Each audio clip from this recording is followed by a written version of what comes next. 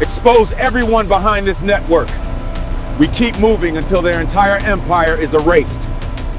DOJ and all of the agencies involved will continue to dismantle this transnational criminal organization, lock these criminals up, and keep our country safe.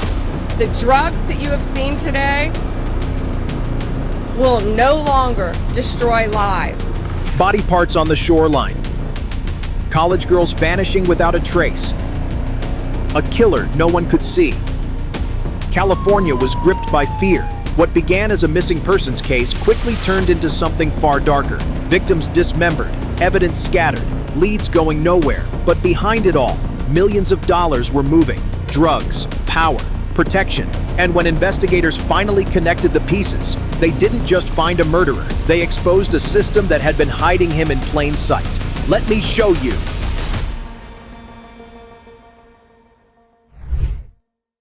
This multi-agency operation led by DEA with our local, state, tribal, and federal partners targeted one of the largest and most dangerous drug trafficking and foreign terrorist organizations in our country.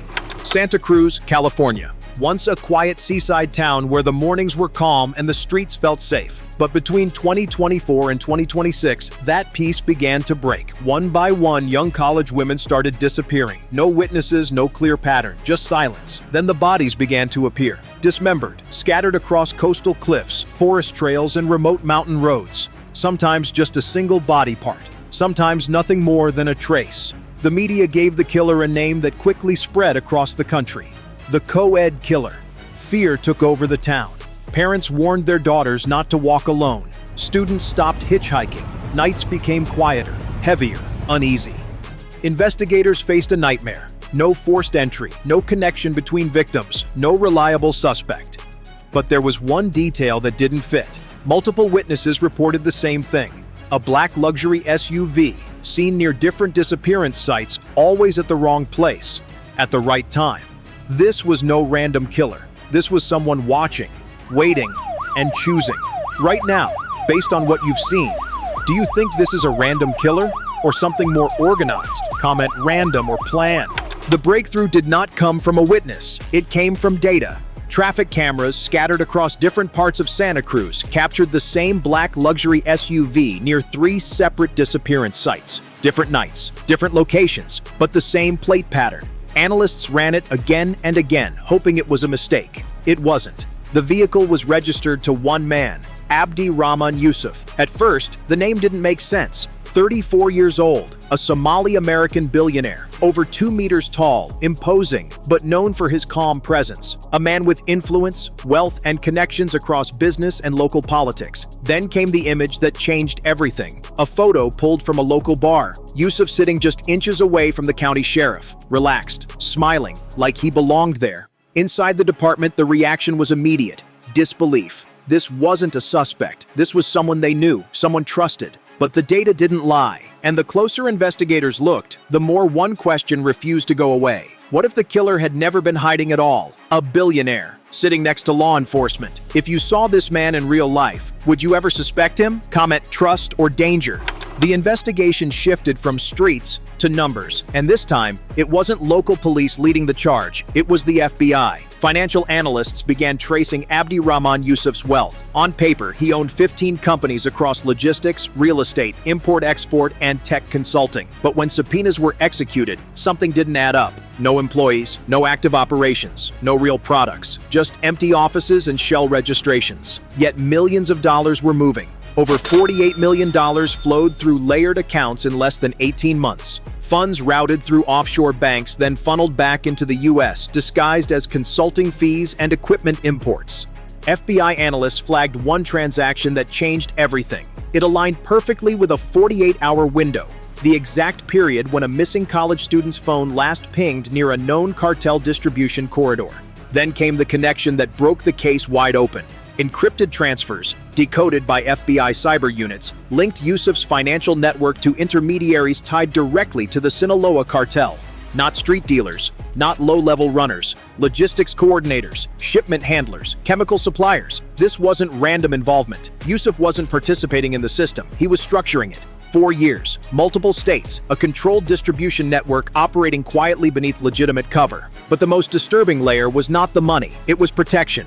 Internal reviews uncovered that at least 19 individuals within local systems had direct or indirect contact with Yusuf's operations. Among them, a patrol officer who repeatedly dismissed reports of suspicious vehicles near disappearance zones, a records clerk who flagged evidence logs as incomplete, delaying cross-case comparisons, a deputy who accessed traffic footage but never filed the report. In one case, a 911 call from a surviving witness describing a large man in a black SUV was marked as unreliable and never escalated. Then a bank compliance officer came forward. She had been tracking irregular transfers tied to Yusuf for months. When she attempted to file a formal alert, she received a call from a local official advising her to recheck the data before proceeding. She didn't. Her report became the first clean thread that federal agents could trust, and once they pulled it, the system began to unravel. This was no longer just a serial killer. This was a protected operation. Here's the real question. If more than 19 officials were involved, is this still one criminal or an entire system? Comment, one man or system.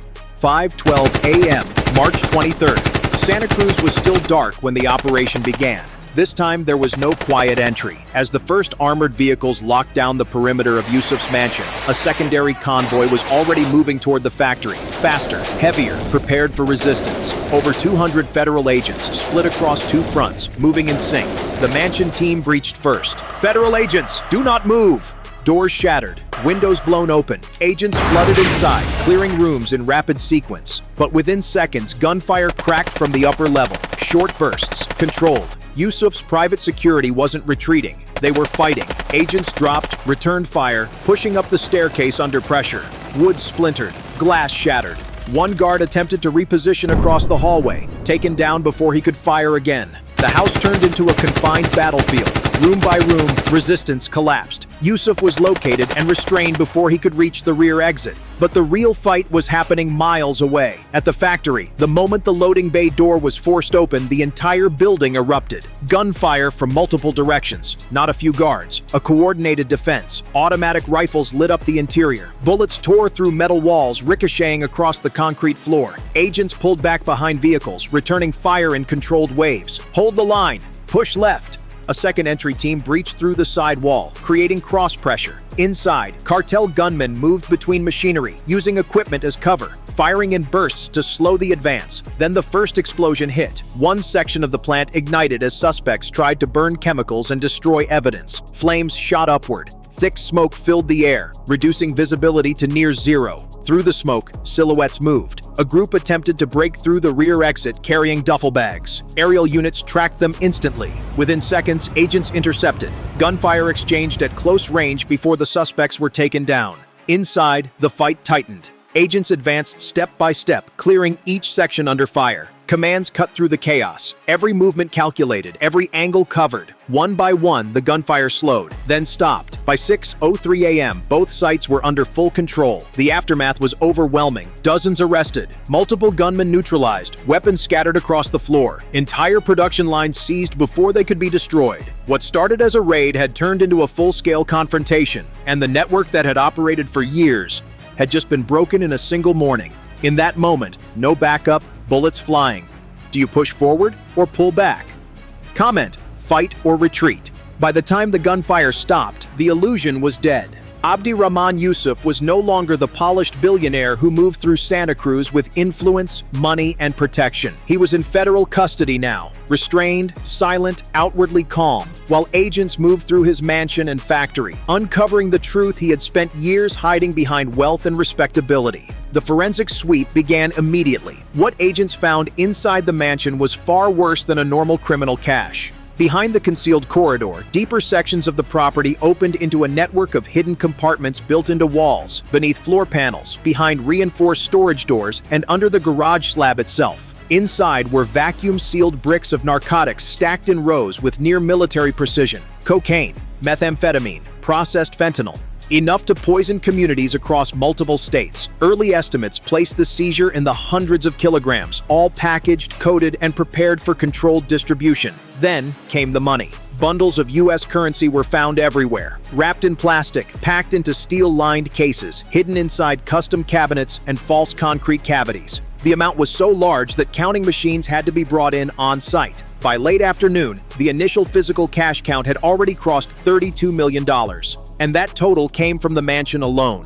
At the factory, additional ledgers, payment schedules, and shipment records suggested that the real operating revenue of Yusuf's network was far higher. But cash was only the surface. Inside Yusuf's private office, federal cyber teams recovered encrypted drives, secured satellite phones, and cold storage cryptocurrency devices hidden behind a biometric wall panel. Once accessed, the digital evidence revealed a far larger empire. Over $120 million in crypto assets routed through offshore wallets, layered exchanges, and shell entities designed to erase the source of each transaction.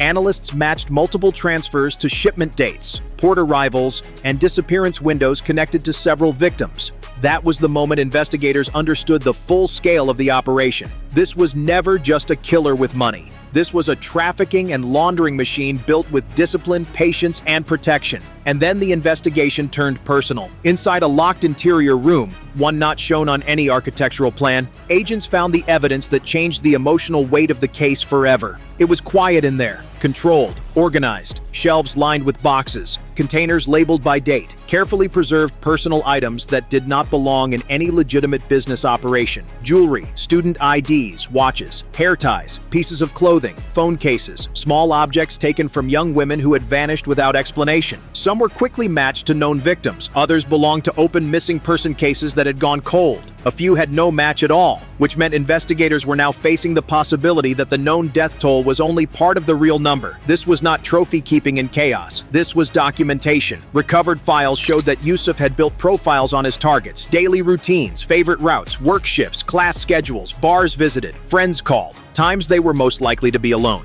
He did not hunt at random. He selected vulnerability. He studied isolation. He turned surveillance into control and control into ritual. Every movement was deliberate. Every abduction was calculated. Every victim was reduced in his system to an entry point, a pattern, a possession. And as agents laid the evidence out piece by piece, the drugs, the cash, the cryptocurrency, the victim records, the preserved belongings, the encrypted timelines, the final picture became impossible to deny. Abdirahman Yusuf had not built a life. He had built a protected empire where narcotics, violence, and fear could operate side by side under the cover of status and influence. For years, money had hidden him, power had insulated him, silence had protected him. But inside those walls, the truth had survived. And now, at last, it was all in federal hands.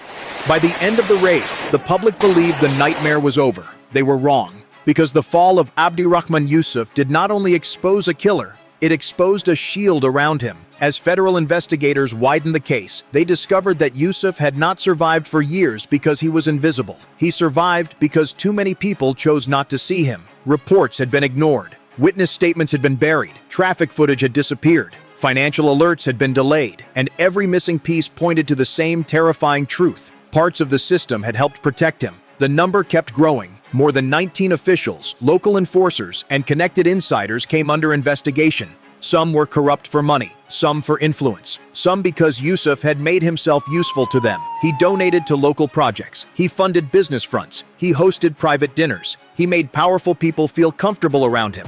That was part of his protection. One deputy had accessed surveillance footage showing Yusuf's black SUV near a student disappearance route, then marked the file as non-relevant. A records supervisor quietly separated missing person reports that should have been linked. A patrol officer repeatedly dismissed calls about suspicious activity near remote pickup points. One city official pressured a bank employee to slow a financial alert tied to Yusuf's shell companies. Another local narcotics contact leaked details about enforcement schedules, allowing shipments to move before raids could happen. And while families were begging for answers, some of the very people paid to protect the public were helping the predator stay free. That betrayal cut deeper than the murders. Because a killer is terrifying, but a protected killer is something worse. It meant parents were not only fighting a monster in the dark, they were fighting the silence of people in daylight. It meant young women were not failed once when they crossed paths with Yusuf. They were failed again when warnings were ignored. when evidence was buried, and when fear inside institutions mattered more than truth. As charges spread beyond Yusuf's inner circle, Santa Cruz was forced to face a painful reality. Evil does not always break the system from the outside. Sometimes it enters through ambition, greed, and cowardice. Sometimes it wears a suit, shakes hands, donates money, and sits beside officials in public while victims are disappearing in private. That is the real lesson of this case. A community is not protected by wealth, not by status, not by public image. It is protected by honesty, by courage, and by people willing to act before danger becomes a body count. The warning signs were there. The suspicious money was there. The reports were there. The witnesses were there. But when too many people looked away, the cost was measured in lives. And that may be the most chilling truth of all. Abdi Rahman Yusuf did not build his empire alone. He built it inside a culture of fear, corruption, and silence. And when a system begins protecting power more than people, monsters do not need to hide. They thrive.